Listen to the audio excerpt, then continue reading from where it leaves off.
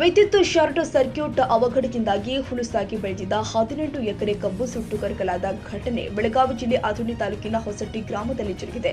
ಹೊಸಟ್ಟಿ ಗ್ರಾಮದ ನಾಯಕ ತೋಟದ ಸುಮಾರು 6ಕ್ಕೂ ಹೆಚ್ಚು ರೈತರಿಗೆ ಸೇರಿದ 18 ಎಕರೆ ಕಬ್ಬು ಸುಟ್ಟಿದೆ. ಕಳೆದ 6 ದಶಕಗಳ ಹಿಂದೆ ಅಳವಡಿಸಲಾದ ವಿದ್ಯುತ್ ಕಂಬ ಹಾಗೂ ಹಳೆಯ ವಿದ್ಯುತ್ ತಂತಿಗಳ ಸ್ಪರ್ಶದಿಂದ ಈ ಅವಘಡ ಸಂಭವಿಸಿತು ಎಂದು ಹೆಸ್ಕಾಂ ಇಲಾಖಾ ವಿರುದ್ಧ ರೈತರು ಕಿಡಿಕಾರಿದ್ದಾರೆ.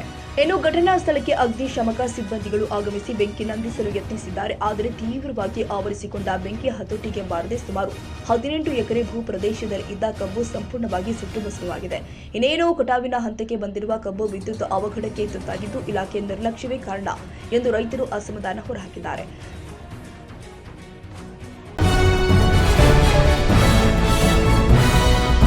11ನೇ ದಿನದ ಗಣೇಶ ಮೂರ್ತಿ ವಿಸರ್ಜನೆ ವೇಳೆ ಮನೆಗಳ್ಳತನ ಮಾಡಲು ಬಂದಿದ್ದ ಕಳ್ಳರನ್ನ ಬೆನ್ನಟ್ಟಿದ ಸ್ಥಳೀಯರು ಇಬ್ಬರು ಕಳ್ಳರನ್ನ ಹಿಡಿದು ಪೊಲೀಸರಿಗೆ ಒಪ್ಪಿಸಿದ ಘಟನೆ ಧಾರವಾಡದ ಕೆಳಗೇರಿಯಲ್ಲಿ ಜರುಗಿದೆ.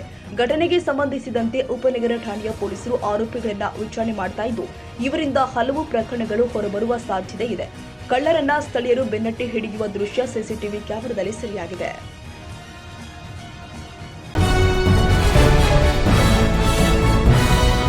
ಕೇಂದ್ರ ಸರ್ಕಾರದಿಂದ ಜಿಎಸ್ಟಿ ಕಡಿತ ವಿಚಾರಕ್ಕೆ ಸಂಬಂಧಪಟ್ಟ ಹಾಗೆ ಮಾಜಿ ಡಿಸಿಎಂ ಶಾಸಕ ಲಕ್ಷ್ಮಣ್ ಸವದಿ ಪ್ರತಿಕ್ರಿಯಿಸಿ ಉತ್ತರ ಕರ್ನಾಟಕ ಶೈಲಿಯ ಎಮ್ಮೆ ಮಾರಾಟಕ್ಕೆ ಹೋಲಿಕೆ ಮಾಡಿದ್ದಾರೆ. ಬೆಳಗಾವಿಯಲ್ಲಿ ಮಾತನಾಡಿದರು, ಜಿಎಸ್ಟಿ ಕಡಿತ ಮಾಡಿರುವುದನ್ನ ಕೆಲವೊಂದಿಷ್ಟು ಜನ ತಮ್ಮ ಬೆನ್ನನ್ನ ತಾವೇ ಚಪ್ಪರಿಸಿಕೊಳ್ತಿದ್ದಾರೆ. ಬಿಜೆಪಿಯವರು ಮಾಡಿರುವ ತಪ್ಪನ್ನ ಸರಿಪಡಿಸಿಕೊಳ್ಳಲು ಮಾಡಿರುವ ಸಣ್ಣ ಪ್ರಯತ್ನ ಅಷ್ಟೇ. ಜಿಎಸ್ಟಿ ಕಡಿಮೆ ಮಾಡಿರುವುದು ಬಹಳ ದೊಡ್ಡ ಸಾಧನೆಯಲ್ಲ. ಜನರ ಬೆಲೆ ಹೊರಿಸಿದ ಭಾರ ಕಡಿಮೆ ಮಾಡಿದ್ದಾರೆ. ಬಿಜೆಪಿಯವರಿಗೆ ತಾವು ಮಾಡಿದ ತಪ್ಪು ಅರಿವಿಗೆ ಬಂದು ಕಡಿಮೆ ಮಾಡಿದ್ದಾರೆ. ಇದೇನು ಹೆಮ್ಮೆ ಪಡುವಂತದ್ದಲ್ಲ. ಈ ಮೊದಲು ಜಿಎಸ್ಟಿ ದರ ನಿಗದಿಪಡಿಸಿದ್ದು ಅವೈಜ್ಞಾನಿಕ. ಜಿಎಸ್ಟಿ ದರ ಅತಿ ಹೆಚ್ಚು ಮಾಡಿ ಈಗ ಕಡಿಮೆ ಮಾಡಿದ್ದಾರೆ. ಇದೇ ಮಾದರಿಯಲ್ಲಿ ನಮ್ಮ ಕಡೆ ಎಮ್ಮೆಗಳ ವ್ಯಾಪಾರ ಮಾಡ್ತಾರೆ ಅಂತ ಶಾಸಕ ಲಕ್ಷ್ಮಣ್ ಸವದಿ ಬೆಂಕಿ ಮಾಡಿದ್ದಾರೆ.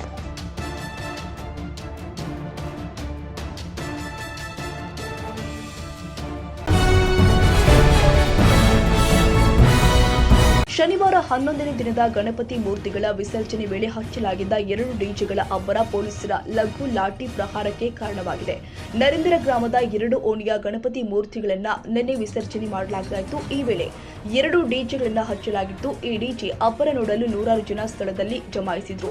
1 ತಾಸಿಗೂ ಹೆಚ್ಚು ಕಾಲ 2 ಡಿಜೆಗಳು ಮುಖಾಮುಖಿಯಾಗಿ ನಿಂತು ಅಬ್ಬರ ತೋರಿದ್ರಿಂದ ಕಂಗಲಾದ ಧಾರವಾಡ ಗ್ರಾಮೀಣ ಠಾಣೆ ಪೊಲೀಸರು ಅಲ್ಲಿನ ಜನರ ಮೇಲೆ ಲಘು ಲಾಠಿ ಪ್ರಹಾರ ನಡೆಸಿ ಅವರನ್ನ ಚದುರಿಸಿದ್ದಾರೆ. ಇದರಿಂದ ಜನ ದಿಕ್ಕಾಪಾಲಾಗಿ ಓಡಿ ಹೋಗಿದ್ದಾರೆ. ಪೊಲೀಸರು ಡಿಜೆಗಳನ್ನ ಬಂದ್ ಮಾಡಿಸಿ ಶಾಂತಿಯುತವಾಗಿ ಗಣೇಶನ ಮೂರ್ತಿಗಳು ವಿಸರ್ಜನೆಗೊಳ್ಳುವಂತೆ ಮಾಡಿದ್ದಾರೆ.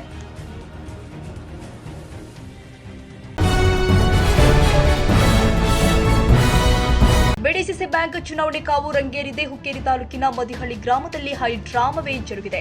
ಮದಿಹಳ್ಳಿ ಗ್ರಾಮದಲ್ಲಿ ಸಚಿವ ಸತೀಶ್ ಜಾರಕಿಹೊಳಿ ಎದುರೇ ಅಭಿಮಾನಿಗಳ ಗಲಾಟೆ ಜೋರಾಗಿದೆ. ಮದಿಹಳ್ಳಿ ಗ್ರಾಮದಲ್ಲಿ ಪ್ರಾಥಮಿಕ ಕೃಷಿ ಪತ್ತಿನ ಸದಸ್ಯನನ್ನ ತನ್ನ ಹೆಂಡತಿಯು ಎಳೆದೊಯ್ದ ಘಟನೆ ಜರುಗಿದೆ. ಸತೀಶ್ ಜಾರಕಿಹೊಳಿ ಅವರ ಮುಂದೆ ರಮೇಶ್ ಕತ್ತಿ ಅವರಿಗೆ ಜೈ ಎಂದು ರಮೇಶ್ ಕತ್ತಿ ಅವರ ಬೆಂಬಲಿಗರು ಮದಿಹಳ್ಳಿ ಜನರು ಜೈಕಾರ ಕೂಗಿದ್ದಾರೆ. ಇನ್ನು ಸ್ಥಳದಲ್ಲಿ ಜಿದ್ದಿಗೆ ಬಿದ್ದ ಜಾರಕಿಹೊಳಿ ಮತ್ತು ಕತ್ತಿ ಬೆಂಬಲಿಗರನ್ನ ಸಮಾಧಾನಪಡಿಸುವಲ್ಲಿ ಪೊಲೀಸರು ಹರಸಾಹಸ ಪಟ್ಟಿದ್ದಾರೆ.